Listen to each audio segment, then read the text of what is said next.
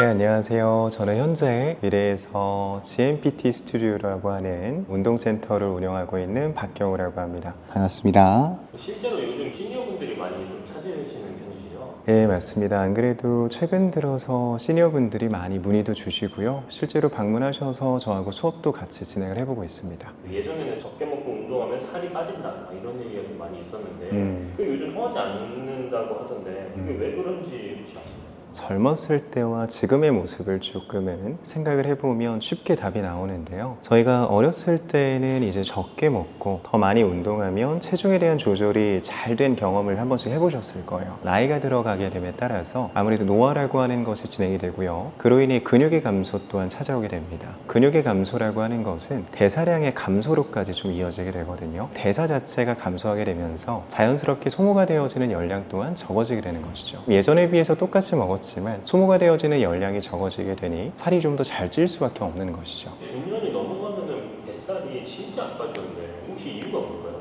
아무래도 이제 뱃살은 많은 분들의 고민이신데요. 사실 이 중년의 뱃살은요, 단순히 피하 지방으로 생각하면 안 됩니다. 피하에 있는 지방이 아니라 복부에 있는 지방은요, 내장 지방이기 때문에 잘 안 빠지게 되는 것인데요. 저희가 내장 지방이라고 하는 것은 한 번쯤은 들어보셨을 거예요. 저희의 복부 쪽을 보면 장기가 있을 겁니다. 장기 주변부에 붙어 있는 지방을 내장 지방이라고 합니다. 보통 이 내장 지방은요, 자체만으로도 염증을 많이 일으키고요, 독성에 대한 물질도 나타내게 됩니다. 그로 인해서 자연스럽게 몸에 대한 기능을 떨어뜨리게 되고요. 그리고 심혈관 질환에 대한 발병률을 좀 높이게 되죠. 그러면 이 내장지방 자체가 한번 들어오게 되면 실제로 이 내장지방이 잘 빠지지 않게 됩니다. 그 이유는 말씀드린 것처럼 기능에 대한 저하도 좀 포함이 되어지고요. 그로 인해서 이 기능이 저하가 되어지면 아까 말씀드린 것처럼 몸에 대한 대사 능력 또한 떨어질 수밖에 없습니다. 내장지방 자체가 있기 때문에 뱃살을 빼기가 좀 어렵다고 봅니다.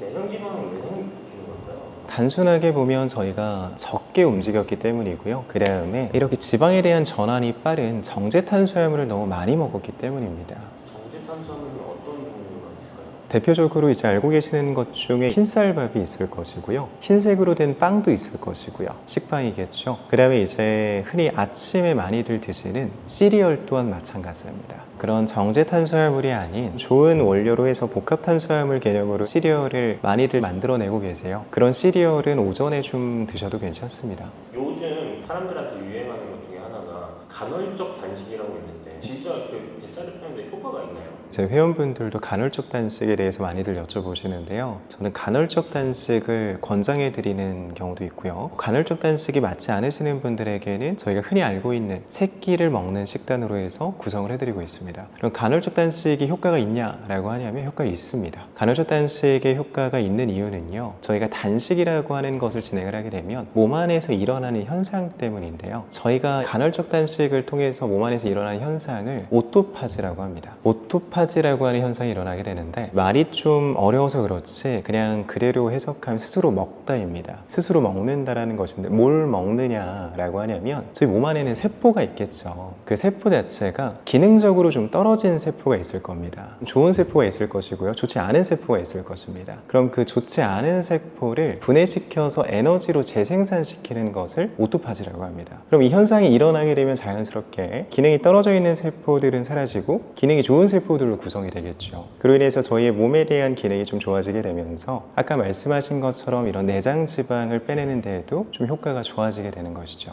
회원분들한테 권장하기도 하고 권장하지 않지도 않는다고 했잖아요. 네. 권장하지 않는 이유는 또 어떤 것 때문에 그러시나요? 아무래도 이제 저희가 그동안 살아왔던 그 식습관 때문인데요. 저희 나라는 이제 삼시세끼라고 하는 문화가 있습니다. 새끼를 드셔온 분한테 갑자기 저희는 이제 간헐적 단식을 할 겁니다 라고 한다면 그분에게는 아직 그 간헐적 단식을 할 준비가 안 될 가능성이 높습니다. 왜냐면 새끼를 드시던 분께 갑자기 앞으로 2끼만 드세요, 저희는 이제 8시간 동안만 먹을 겁니다 라고 한다면 그 공복 시간이 그분께는 꽤나 고통스러울 수 있거든요. 저희가 다이어트 방법, 그 다음에 건강에 대한 방법으로는 여러 가지의 방법이 있습니다. 그 여러 가지의 방법이 있는 이유는요, 각자 본인에게 맞는 방법이 다르기 때문이에요. 저희가 내가 그동안 일상생활을 보내와서 내가 지금의 이런 식습관이 어느 정도 나에게 좀 익숙하다면 그거를 바꾸지 않고 뭔가 다른 방법을 찾기보다는 지금의 상황에서 좋은 쪽으로 가는 것도 제가 추천드리는 방법입니다. 간헐적 단식을 시도해 보셔도 되지만 시도와 동시에 내가 그 방법 자체가 너무 힘들다고 느껴지신다면 억지로 고집하실 필요는 없습니다. 3끼 정도의 식사를 구성하시고 3끼를 좀 건강하고 영양소가 좀 잡힌 식단으로 구성을 하시고요. 그 다음에 적절하게 내가 운동을 진행을 해주는 것이 훨씬 더 좋습니다. 정제 탄수화물을 이제 먹지 말라고 하셨는데 첫 끼에는 어떤 걸 먹는 게 제일 좋을까요? 뱃살 빼는 데 있어서는?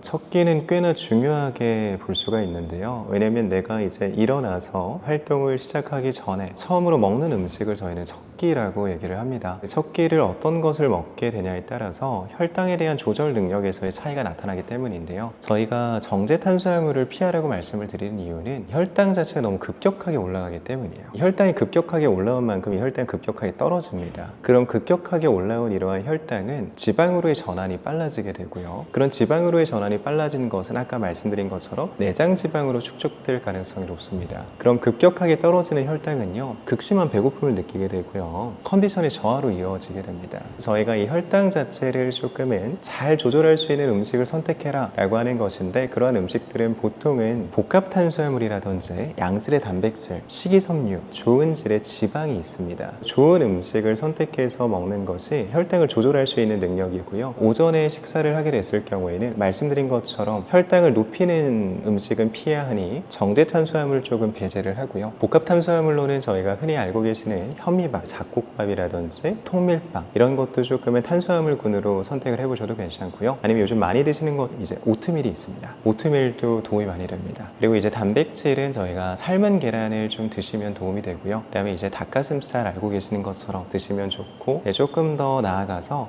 내가 이렇게 뭔가를 챙겨 먹기가 좀 번거롭다 하신다면 그릭 요거트에 견과류를 좀 얹으셔서 그렇게 드시는 것도 좋은 아침 식사가 됩니다. 그리고 마지막으로 제가 듣기로는 샤브샤브가 다이어트에 좋다던데 실제로 다이어트에 좋나요?